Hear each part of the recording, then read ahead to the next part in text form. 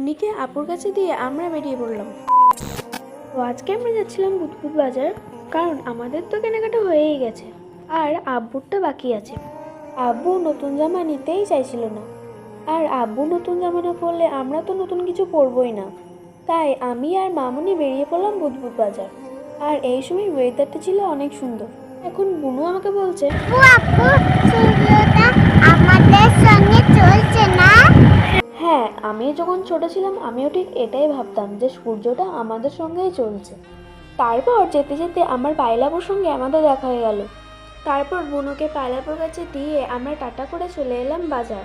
বুনু তো আপুকে পেয়ে খুব খুশি। বাজারে এলাম আব্বুর জন্য কেনাকাটা করতে, কিন্তু এসে দেখি মামুনির শাড়ি পছন্দ হয়ে গেছে। আর হ্যাঁ, অলরেডি আমার 3টে ড্রেস নেওয়া হয়ে গেছে, আর মামুনি একটা পছন্দ করে আমাকে আবার একটা ব্ল্যাক কালার ড্রেস কিনে দিয়েছে। ভিডিওটা নেওয়াই হয়নি।